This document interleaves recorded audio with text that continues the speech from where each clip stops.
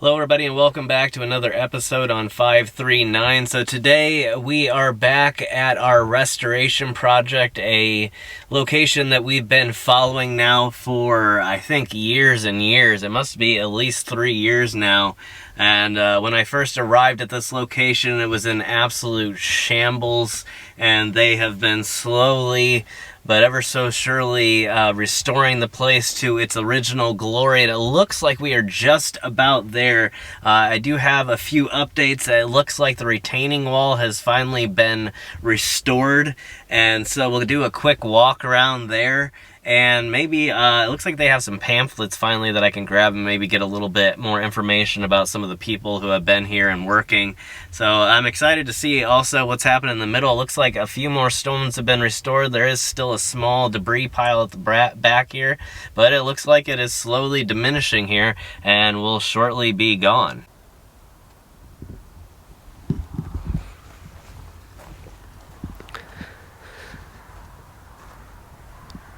So you can see a lot of the work that we've been checking up on before, and it looks like maybe a few of the bases have been put back here. I don't recognize the PVC piping. You can see the numbered PVC pipe there that says number 1 on it there. There isn't one here, but it looks like they are locating things. This tree looks kind of scary though. Let's see at the base here where it has been slowly eating a rock and then partially died off, and something was actually here at one point. This is some little piece of man-made wood planking there, and our bench that we saw last time, along with some of the remaining looks like unknown chunks here around the tree. I don't know if maybe with some of the more broken pieces that they've just replaced them and they're just going to go ahead and use what remains to put back as sort of decorations, maybe to remind people how things went the first time and show maybe how important it is to try and restore places like this. But you can tell, especially if you look back over some of the previous episodes, that our pile here is significantly smaller than what it was when the restoration first started. All kinds of materials here, a few headstones, probably with some engraving on the other side. Either that or they're so worn that they can't really be identified. And then we have some scraps here with some rebar sticking out. Looks like part of a multi-piece installation that was damaged so much that it couldn't be put back and needed to be replaced completely. So as we can see, there's still some work yet to do here, but every time that we come back, it gets just a little bit better. And there aren't as many stakes in the ground now. It does look like we have a down flag here. I don't know if we've ever read this stone before.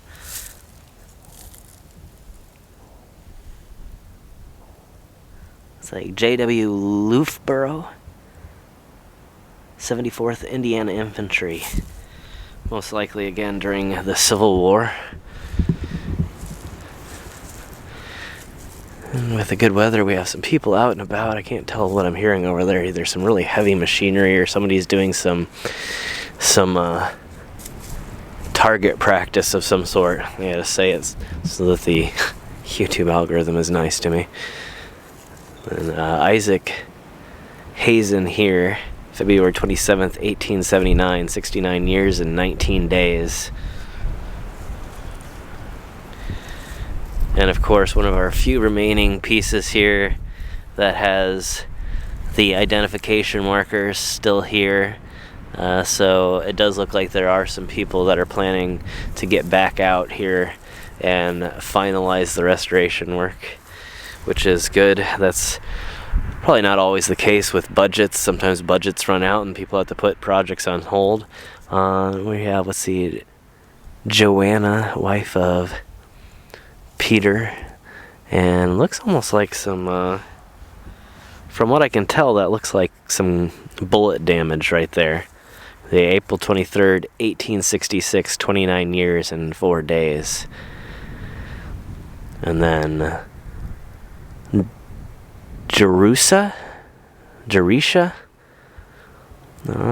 It's starting to fade a little bit for me. I'll try and see what I can find later. In the 1862, November 17th, 1862, 10 years, 10 months, and 22 days there. So, this is really the final part of the cemetery that has a lot of work to be done. It's like they're slowly working their way back this direction, and there's a huge looks like maybe something new. Either the grass is really dead over there, or something new has been done. So this looks still, I think this actually has been identified in the past, and I believe something must have happened, and the little stake that was in the ground got torn up. Okay, I think it is just some dead grass. It looked like somebody had dug a bunch of stuff up for a possible new project here, but really nothing.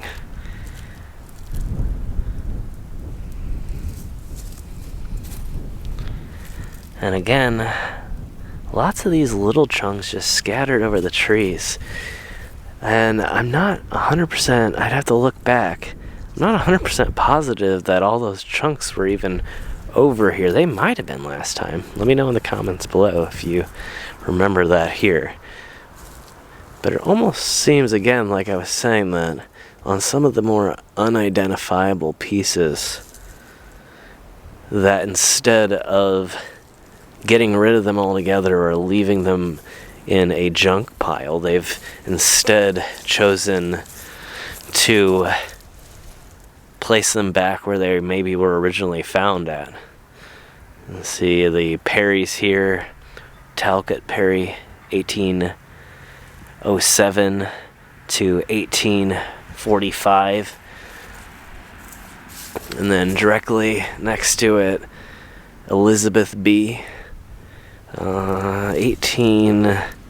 Looks like 1811 maybe to 1848.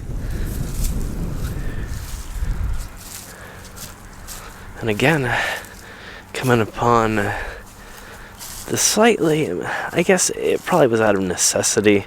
There was a large vault right here, and they have just instead torn up and filled in the dirt where it used to be, or filled in the ground where it used to be. And so, kind of an interesting method, but it's probably fairly expensive to completely repair, dig out the vault and then pour a whole new slab. I'm not really sure, but when working on a limited budget, you can imagine that it would probably be easier to do what they did. So it may have been something, again, out of necessity rather than, their exact desires for the location.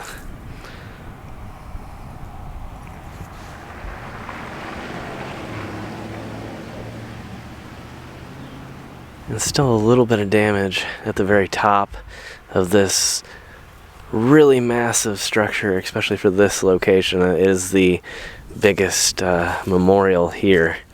And the front retainer wall doesn't look like it's received any of the restoration work yet. However, it looks, from what I can tell when I drove in, which I did not drive this direction here, but it did look, from what I could tell, that a lot of amazing work had been done. And then right at the edge here, still a few things that need to be repaired.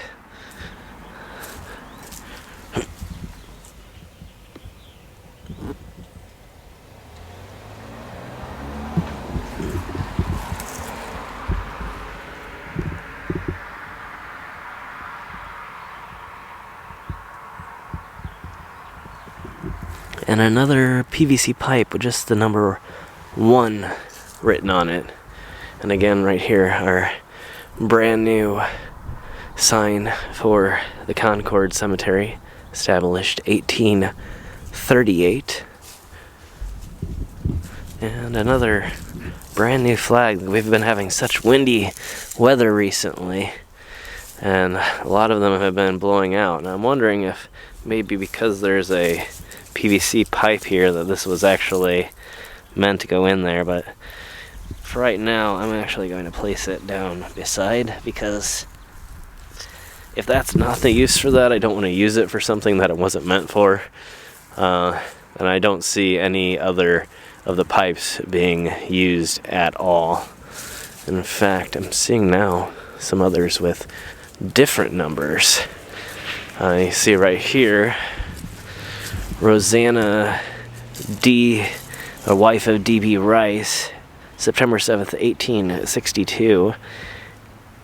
And clearly the bottom is missing, because you can see where it says aged, and then nothing is left there. So one of those chunks must be back, still in the pile back there, or was completely lost underneath the ground. And you can see the number 5 here next to the PVC, and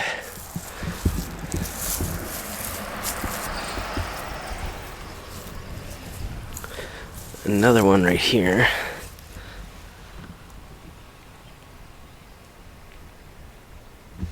Number 6, and these people are very, very interested in who I am. Made a full 10-second stop. And where's the number on this? Okay, a 3 right here. So, not really sure what the numbering system means. It does seem that there are a few different numbers being used, but multiple times, so I'm not quite sure.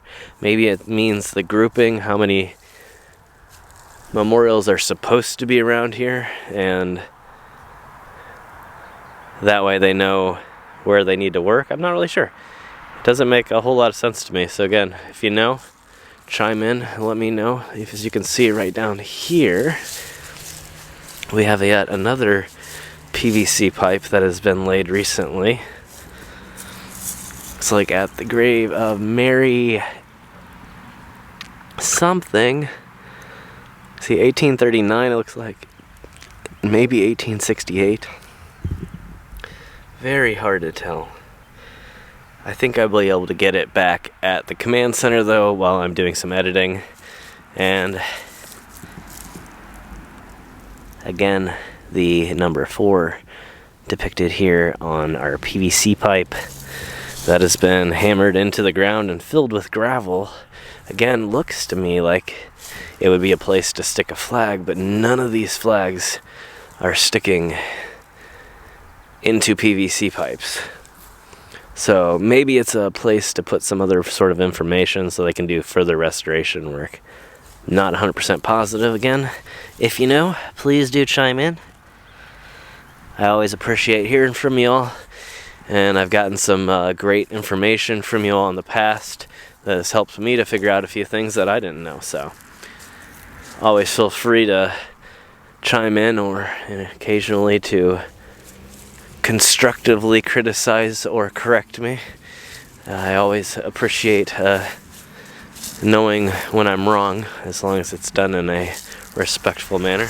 And of course, welcome back to the channel. If it's your first time, make sure to hit that subscribe button. We do this twice a week when the snow is not covering the entire area for weeks and weeks at a time after a major holiday season. So yeah, and some newly cleaned work here. I don't think this was cleaned last time. Maybe it was. I can't really remember. Looks like Henry Nicky, February 27th, 1850. And you can see here that it looks like maybe they had filled it in so it can be re-inscribed. And you see the Y for years, and then it looks like some random numbers. Looks like 1, 1, and then maybe the D for days. And so maybe some work is going to be done there to update that as well. But again, just incredible work has been done here.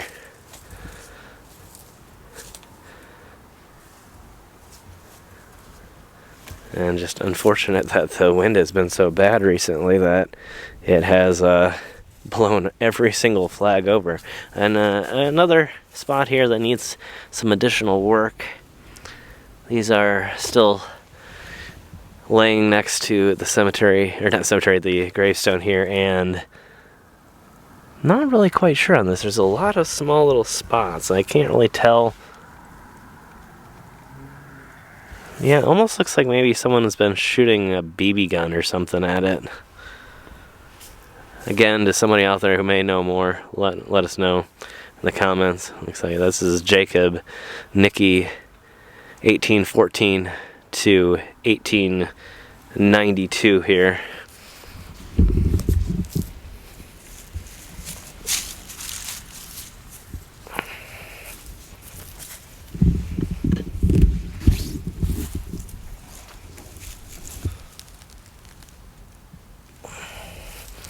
And one more here.